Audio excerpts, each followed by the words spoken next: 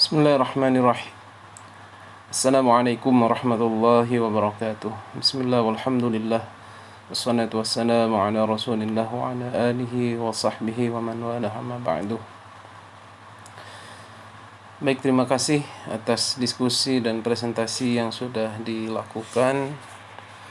Hari ini kita akan membahas salah satu tema dalam studi Quran, dalam pelajaran tafsir, yaitu salat dan zakat pada surah Al-Hajj ayat 78. Sebelum saya membaca pada kitab Safwatut Tafasir ini karangan Syekh Ali As-Sabuni,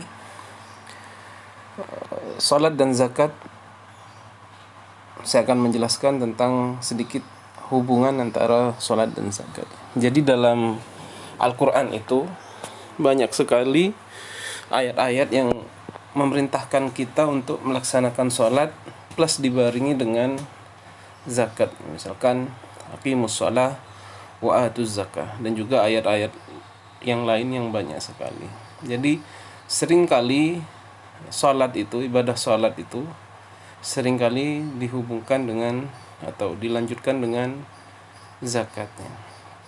Ini adalah satu bentuk bahwasanya ibadah kita itu tidak hanya ibadah mahdhah, ya, ibadah yang murni kita beribadah kepada Allah, tetapi ada ibadah yang disebut dengan ibadah sosial. Nah, ibadah sosial ini diantaranya adalah memberikan zakat, diberikan kepada orang yang berhak menerimanya. Nah, makanya Islam itu adalah agama yang seimbang antara ibadah ritual dan juga ibadah sosialnya. Artinya misalkan ketika kita hanya menitik beratkan kepada ritual saja, hanya sholat saja, puasa saja, tapi tidak dibarengi dengan ibadah sosial, maka itu belum dikatakan sempurna keberislaman kita, belum sempurna keimanan kita, ya. Karena memang seringkali iman dan Islam itu dikaitkan dengan bagaimana sikap sosial kita. Bagaimana dikatakan dalam sebuah hadis, man kana yu'minu billahi wal yawmil akhir falyukrim dhaifahu. Barang siapa yang beriman kepada Allah dan hari akhir, maka hendaklah dia memuliakan tamunya. Makanya iman itu adalah salah satu bentuk kepercayaan dalam hati. Tetap perlu kita juga melakukannya, atau ada aksi sebagai kita, wujud kita mengimani sesuatu. Tidak cukup hanya mengimani, tapi ada aksi, ada perbuatan yang kita lakukan, termasuk adalah melaksanakan daripada perintah-perintah Allah, termasuk salat dan zakat ini. Karena seringkali timpang, ya. Kita timpang, salatnya bagus tetapi ibadah sosialnya kurang bagus. Artinya salatnya itu tidak membantu dia untuk melaksanakan ibadah-ibadah sosial yang lain, termasuk zakat, sedekah, dan lain-lain. Baiklah, kita baca saja tafsir Safwatut Tafasir karangan Syekh Ali As-Sabuni pada surah Al-Hajj ayat 78. Wajahidu fillahi haqqa jihadi, dan berjihadlah pada jalan Allah haqqa jihadi, sebenar-benar jihad kepadanya. Ajahidu bi amwalikum wa anfusikum, berjihadlah dengan harta-harta dan diri-diri kalian. Jadi boleh kita dalam berjihad pada Allah itu boleh menggunakan harta, juga boleh menggunakan jiwa. Maksudnya menggunakan jiwa ini kita ikut mengorbankan jiwa kita demi untuk meninggikan agama Allah Subhanahu wa taala, semisal apa yang dilakukan oleh para sahabat Nabi Muhammad SAW, di mana mereka dalam menegakkan agama Islam, mereka gugur syahid ketika membela atau berperang di jalan Allah pada zaman Rasulullah SAW.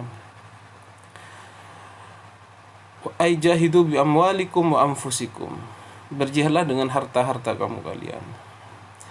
Jadi dikisahkan bahwasanya sahabat-sahabat Nabi ketika sudah akan perang itu mereka mengumpulkan harta-harta mereka. Bahkan salah satu sahabat, ya kalau tidak salah sahabat Abu Bakar, ini kalau ada perang kemudian butuh biaya untuk perang, beliau menyerahkan semua hartanya, tidak ada yang disisakan.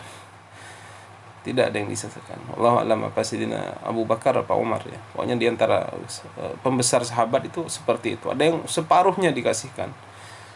Separuh hartanya dikasihkan semua untuk jihad di jalan Allah Subhanahu wa taala. Li'la'i kalimatillah haqqal jihad bi istifragil wus'i wat taqah. Untuk meninggikan kalimat Allah dengan melaksanakan sebenar-benarnya jihad, yaitu apa? Istifragil wus'i, yaitu menggunakan seluruh kemampuan wat taqah dan kekuatan. Jadi jihad itu ya harus maksimal. Semua kekuatan, semua yang kita miliki kita persembahkan kepada Allah Subhanahu wa taala. Tapi makna jihad sekarang itu jangan hanya jihad bermakna jihad perang, jihad melawan musuh misalkan, tapi bisa juga sekarang itu makna jihad lebih kita maknakan sebagai jihad melawan hawa nafsu. Jihad melawan hawa nafsu itu juga lebih besar nih. Sebagaimana disabdakan Rasulullah, kita telah pulang kembali dari jihad kecil menuju jihad besar. Apa itu? Yaitu jihad melawan hawa nafsu itu. Tapi kalau konteks jihad di sini adalah jihad ketika kita ingin menegakkan agama Allah Subhanahu wa taala.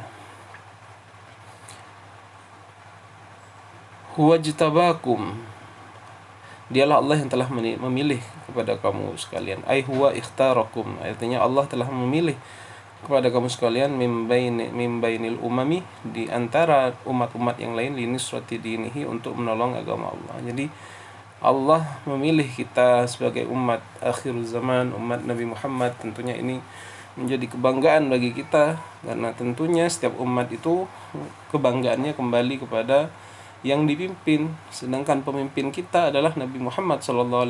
Beliau adalah Sayyidul Anbiya wal Mursalin, adalah pemimpin, sayyidnya para nabi-nabi dan utusan. Makanya kita juga menjadi khairul umam, menjadi paling baiknya umam, karena dipimpin oleh khairul anbiya wal mursalin.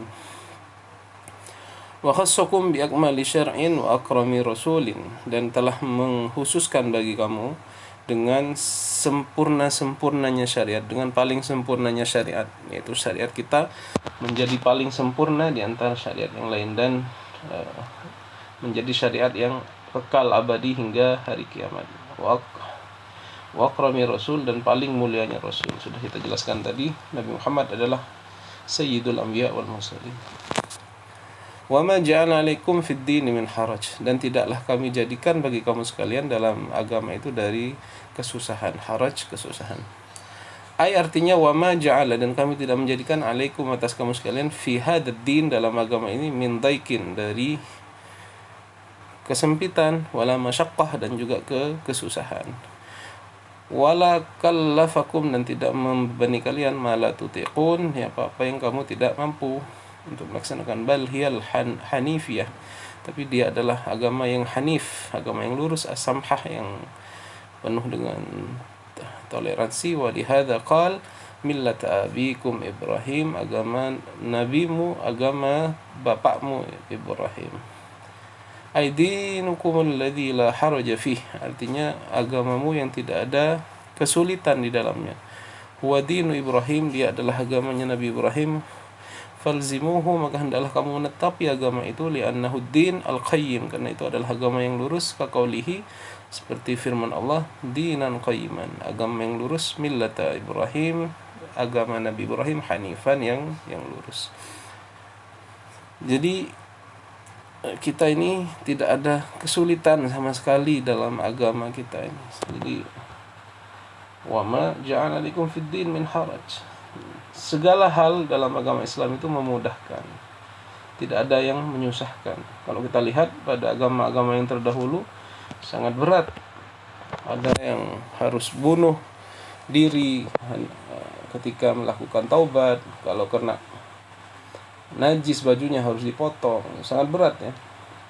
Kalau sekarang tidak. Jadi kita sudah menjadi agama yang mudah, dan tidak ada masyaqqah sama sekali dalam agama kita. Bahkan dalam ibadah kita banyak rukhsah. Banyak rukhsah apabila kita memang tidak bisa melaksanakan pada sesuai ketentuannya. Banyak rukhsah.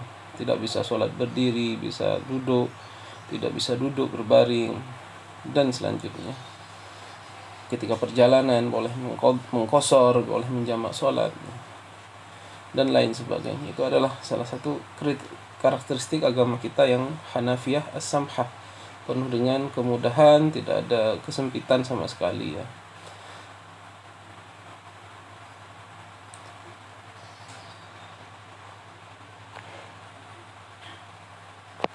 Huwa sammakumul muslimin min qablu wa fi hadha, ay Allah sammakum al-muslimin fil kutubil mutaqaddimah wa fi hadha al-Qur'an wa radiya lakum al-Islam dinan.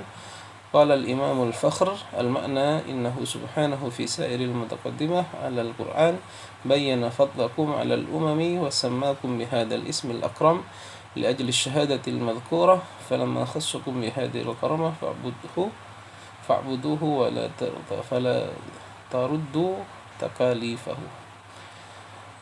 Ialah Allah yang telah memberi nama kepada kamu sekalian al-muslimin sebagai orang-orang Islam min qablu, dari sebelumnya, wa fi hada, dan dalam Al-Qur'an ini. Artinya Allah sammakum, yang telah memberi nama kepada kamu sekalian al-muslimin, kepada al-muslimin fil kutubil mutaqaddimah, pada kitab-kitab yang telah terdahulu. Jadi nama orang Islam sudah disebutkan oleh Allah pada kitab-kitab yang terdahulu, dalam kitab Zabur, Injil, Taurat, dan lain-lain. Wa fi hadzal Qur'an, dan juga sudah disebutkan dalam Al-Qur'an.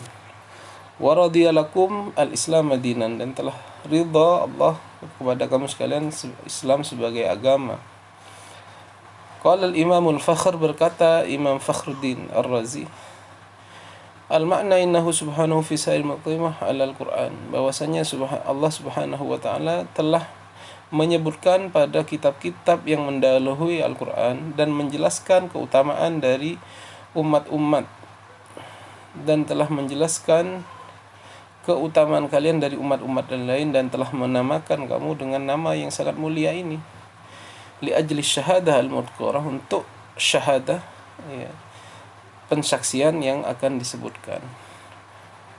Maka ketika kamu sudah terpilih, dimuliakan oleh Allah, disebut pada umat-umat yang terdahulu, fa'buduhu, maka hendaklah engkau menyembah Allah, wala taruddu takalifahu, dan janganlah engkau menolak, tidak melaksanakan daripada taklif atau pembebanan syariat yang telah diberikan kepada kamu sekalian.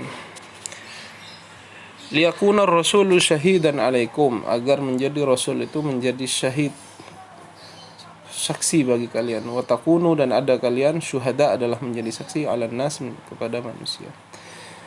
Liyashhadu alaikumur rasul, agar menjadi saksi kepada kalian para rasul itu, bitablihir risalah, dengan menyampaikan risalah, lakum, bagi kamu sekalian. Wa tashhadu antum, dan kamu bersaksi, alal khalaik, atas manusia sekalian, anna rusulakum, bahwasanya rasul kamu, qad ballagtum, telah menyampaikan kepada kamu sekalian. Untuk apa? Fa'aqimus shalah, oleh sebab itu fa'aqimus shalah, maka hendaklah kamu mendirikan salat, wa atuz zakah, dan membayar zakat. Artinya wa idh qad ikhtarakumullah li hadzal martabah, karena Allah telah memilih kamu kepada derajat yang tinggi ini, al-jalilah, yang mulia.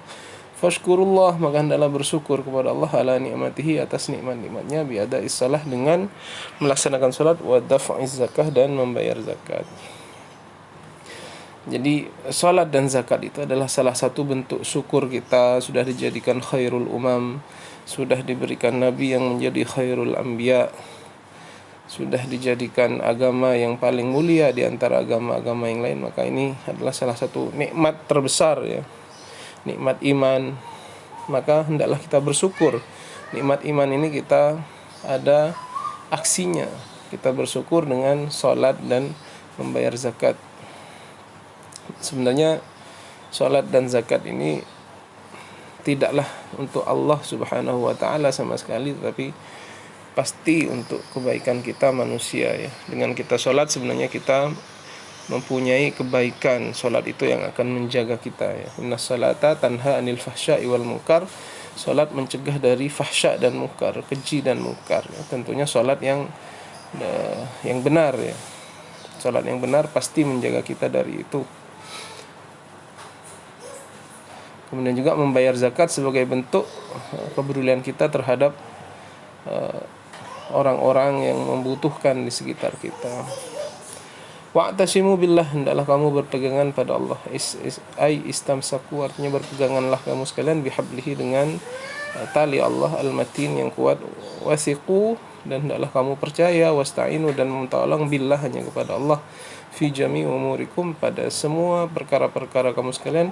Huwa maulakum, dialah Tuhan kamu. Fa ni'mal maula, dialah paling baiknya Tuhan. Wa ni'man nasir, dan paling baiknya penolong. Ai ni'ma huwa ta'ala an-nasir wal mu'in, dan sebaik-baiknya Allah ta'ala, paling baiknya penolong dan paling baiknya orang yang memberikan pertolongan.